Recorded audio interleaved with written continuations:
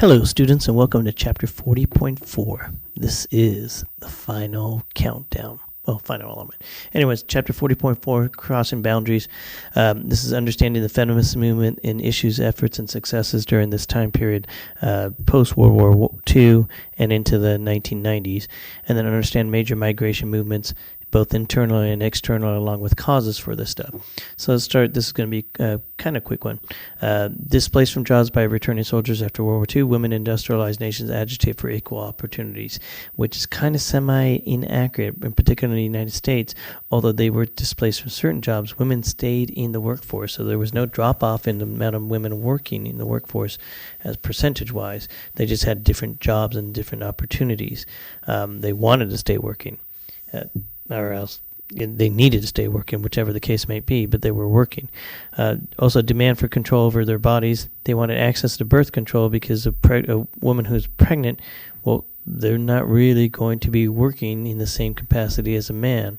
Okay, well, men don't get pregnant, but it limits their amount of money that they can gain. It trims their opportunities and freedom. So in the 1960s, you'll see a big movement for birth control, for access to reproductive rights, because it's tied to their financial well-being and to their happiness. Okay, so if they can control that, they'll have a better opportunity to run their lives. Arab and Muslim lands, there's a continued gap in literacy between women and the rest of the population because it's a very restrictive society in many places towards women. There's few episodes or a few instances of where women in these societies had a better opportunity. Those are usually associated with societies that had gone towards communism, where they had a better opportunity because communism views women as equal. So they're an equal part of the workforce, an equal part of society, and equal to have equal access to education. This is a earth-shattering idea that communism picked up right away and instituted because they viewed them as a valuable part of society. So there's mentioned in your book about China and how Mao said that they held up half the sky, and they do, because without the women, well, things just aren't going to happen. And then during this time period, there's also the evolution or the development. That's a bad word to use in this case, evolution. The development of women political leaders. So, for example, Indira Gandhi in India, which is a very patriarchal society, so here's a woman in charge of it. Golda Meir in Israel, she's their prime minister. Margaret Thatcher in the United Kingdom. And these are examples of world leaders who are recognized. They're not just a nobody who just happens to be a president, but they clearly recognized person.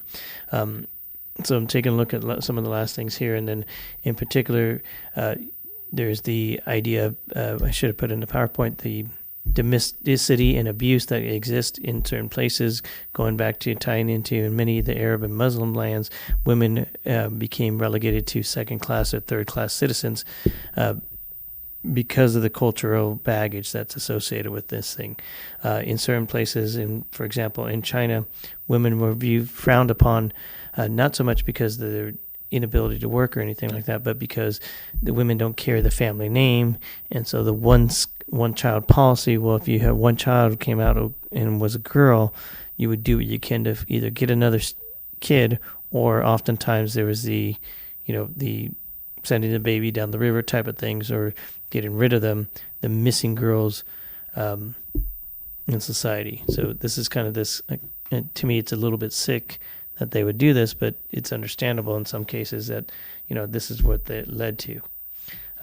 Also, we have the world leaders that we talked about, and I forgot to talk about Aung San Suu Kyi, who is the president of Burma, or Myanmar, excuse me, and then later on she was taken out of power and put into a political confinement, house arrest, because of her activist duties, and then later on she's released, and now she's working towards changing things in Myanmar. And she actually won the Nobel Peace Prize in 1991, and she's a very dedicated woman trying to help out her people, and it shows in the culture where women are kind of viewed down upon, that women do have an opportunity to become leaders. The other thing I'll show you is your book mentioned the world population centers. In particular, the most notable is the population in millions is Japan. Tokyo in Japan, 27 million people. Mexico City, 16 million, but I think that's closer to 20 million by now. And then Brazil, New York, Los Angeles, and these are centers of population that have massive amounts of populations.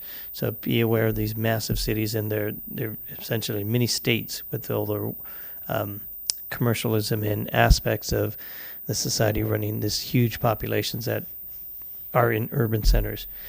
With them, the urban centers also have some problems because the massive amount of people moving so quickly into these cities create some slum-type conditions, and in particular in major cities, you'll see in the outskirts of the cities slum-like conditions for where people live and exist because the city has more to offer than the countryside, and so they move to the city in hopes of any type of help. So unfortunately, the analogy I could throw out to help you guys understand this stuff is the idea of homeless people.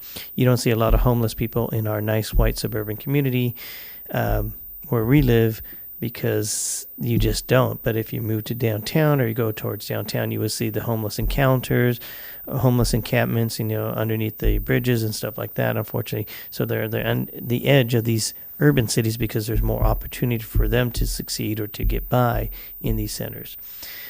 We also have migration patterns both within countries and across country lines. So the one that I was talking about is within the country, people are moving towards these urban centers because more action. And there are also certain places where they're leaving their country to go to another safe place. So, in our school alone, we have a large Chaldean population, many of them who left Iraq because of the unsafe conditions, because wherever they were was not a good place to raise their kids, so now they're here. Okay, so that's an example of refugees fleeing the war.